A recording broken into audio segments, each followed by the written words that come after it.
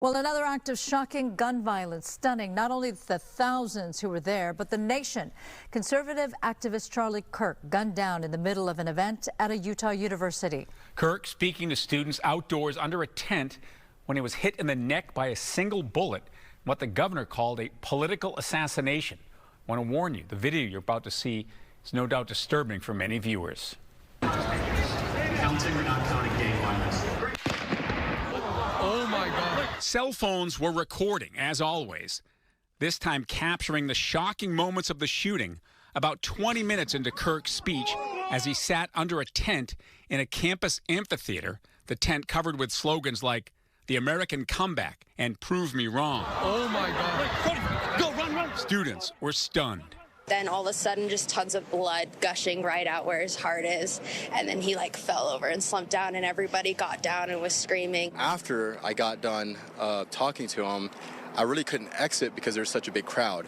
So I turned around, and 10 to 20 seconds later, after I got done talking to Charlie, I saw that he was shot in the neck and that he was squirting blood everywhere.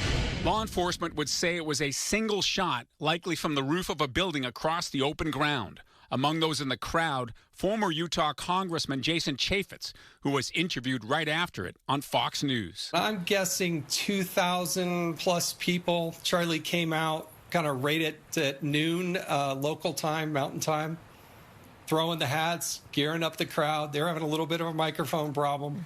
But everybody, they were chanting either USA or Charlie Kirk. And when they saw him backstage, they started chanting Charlie Kirk. They were really genuinely excited to see him. Counting or not counting gang violence?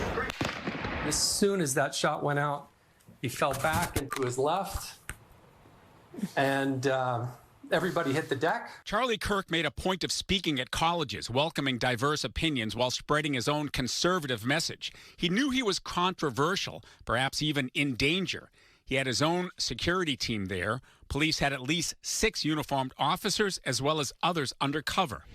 At a brief news conference with law enforcement and politicians in the late afternoon, Utah's governor made a plea for unity. If anyone in the sound of my voice celebrated even a little bit at the news of this shooting, I would beg you to look in the mirror. A petition to prevent Kirk from speaking had been circulated online. It said Kirk was, quote, known for his divisive rhetoric that often supports policies and laws which aren't inclusive and can marginalize various communities. It often happens when there's a controversial speaker. Some people try to stop them, but it usually goes forward. Yeah. In the name of free speech. Right, sure, and especially on college campuses, what his whole specialty, and matter of fact, his sort of thing today, he had a table that he labeled "Prove Me Wrong." Right. He wanted to engage. He invites people to come to the mic and give their point of view, and then he tries to, change their mind, which is not the case. There have been 2 persons of interest so far detained and released.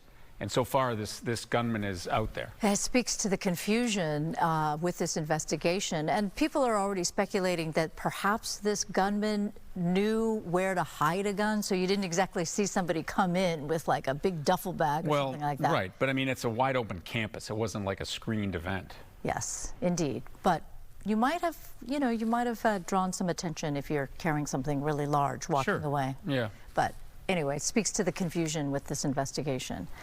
But the FBI claims they will catch you.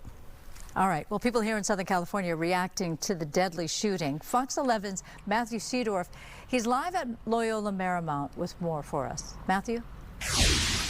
Yeah, you could say that there's a shock and outrage really across the country with this assassination. You got to think that Charlie Kirk was just in Southern California just a few months ago. So go ahead and take a look at this video. This is the video that everyone has been looking at today from Utah Valley University, where Charlie Kirk was tragically shot and killed. The conservative influencer was 31 years old, leaves behind a wife and 2 kids, ages 3 and 1. He also was the founder of Turning Point USA, a conservative organization with more than 850 college campus chapters across the country. In March of this year, he held events at Cal State Northridge and USC. Tonight, we're hearing from students at USC about this political assassination. It's very sad. Even if you don't agree with what he says, he's human at the end of the day. He has 2 children. He was young. I feel like it shouldn't have gone like that. Like, we're all humans at the end of the day. And I feel like he's a nice guy. I think it's very logical. Yeah, it's logical. And also improve my critical thinking about the politics, about all the issue, and, about the cultural, economics, a lot of stuff. And I think he did a great job because it raised us to have a chance to debate, to think about more. Yeah, so I think I'm so sorry about that. We also just did a Zoom interview with a girl that was at today's event in Utah. She was about 50 feet from Charlie Kirk on stage, and we'll have that tonight on the Fox 11 News at 10. Go ahead and send it back to you. All right, Matthew, thank you. And President Trump has made a couple of comments about the death of Charlie Kirk, and he's ordered the flags to be lowered to half-mast. Yeah, he was like one of Trump's most reliable advisors. So this is what President Trump had to say tonight. Charlie inspired millions, and tonight all who knew him and loved him are united in shock and horror. Charlie was a patriot who devoted his life to the cause of open debate and the country that he loved so much. Charlie was the best of America, and the monster who attacked him was attacking our whole country.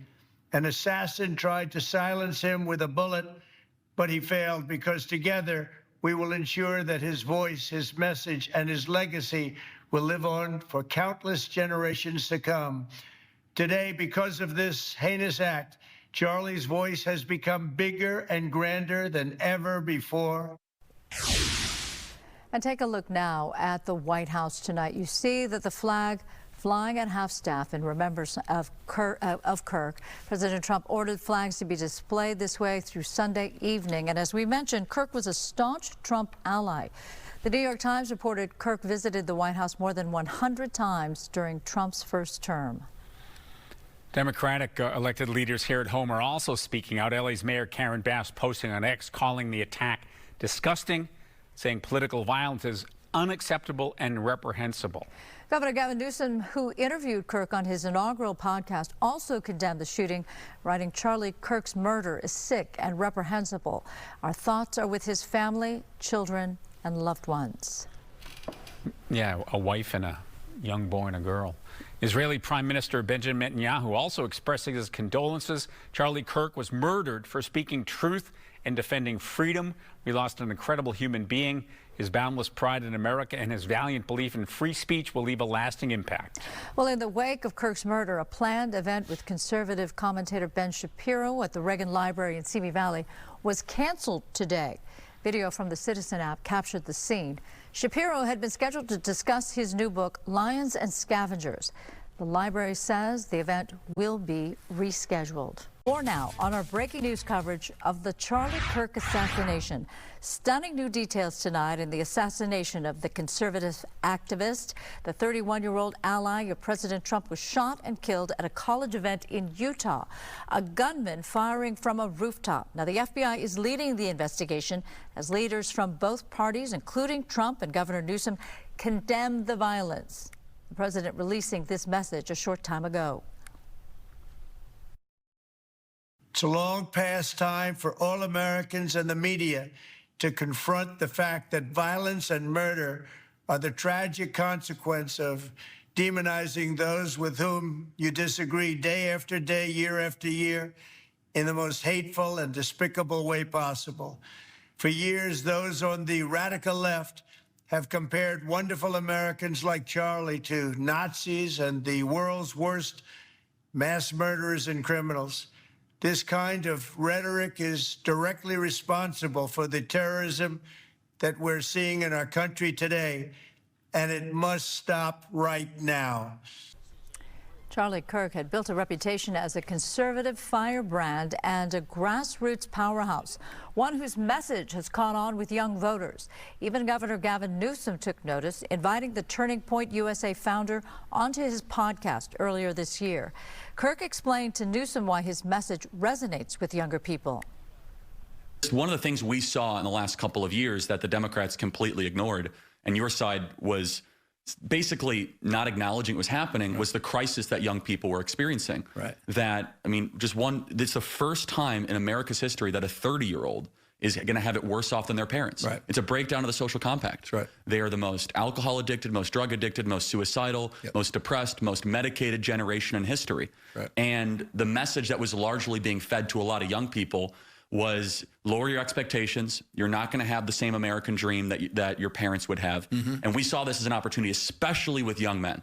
And again, this got ridiculed a lot by the press that, oh, you know, they're creating this manosphere thing. Look, they're half of the population and necessary for any society and civilization to succeed, which is to have both strong men and strong women. Yeah. And we went about that in a very unique and creative way. Charlie Kirk was at Cal State Northridge right after taping that podcast with the governor. It was an event much like today's, and then he spoke with Fox 11. We asked him what he thought of Governor Newsom's push to the center.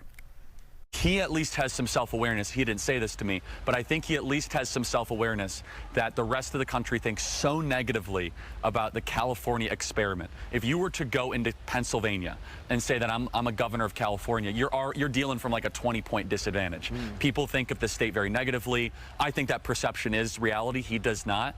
And so if he were to run for the presidency in 2028, he's going to have to try to rebrand himself, and I think this podcast is his attempt to do that. Well, earlier today, the FBI said a person of interest was in custody, but a short time ago, we learned that person has been released after being interrogated.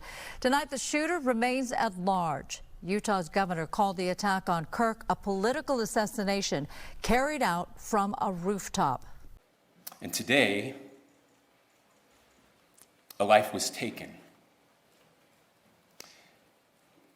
Charlie Kirk was first and foremost a husband and a dad to two young children.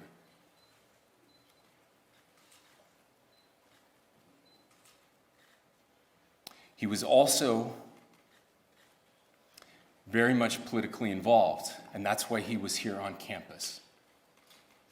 Charlie believed in the power of free speech and debate to shape ideas and to persuade people.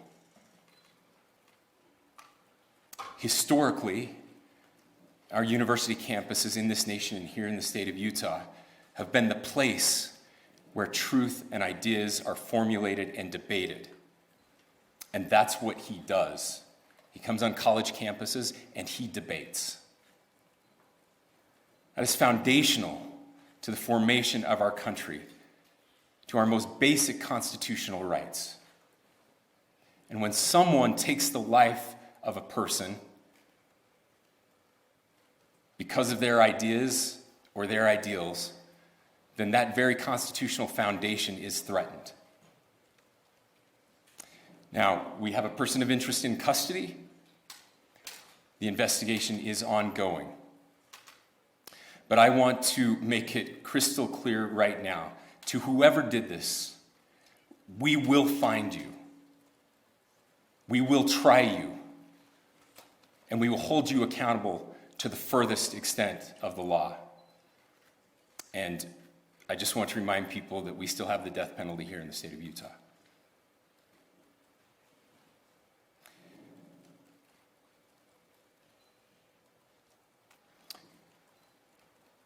Our nation is broken. We've had political assassinations recently in Minnesota. We had an attempted assassination on the governor of Pennsylvania.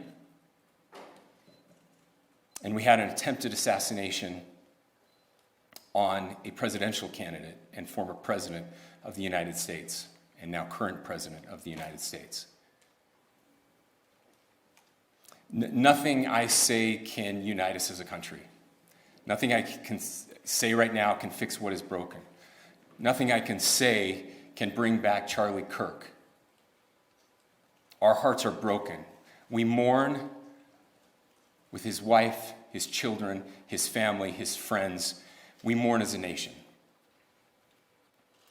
If anyone in the sound of my voice celebrated even a little bit at the news of this shooting, I would beg you to look in the mirror and to see if you can find a better angel in there somewhere. I don't care what his politics are. I care that he was an American. We desperately need our country. We desperately need leaders in our country. But more than the leaders, we just need every single person in this country to think about where we are and where we want to be. To ask ourselves, is this it? Is this what 250 years has wrought on us? I pray that that's not the case. I pray that those who hated what Charlie Kirk stood for will put down their social media and their pens and pray for his family, and that all of us will try to find a way to stop hating our fellow Americans. With that, we're happy to take a few questions.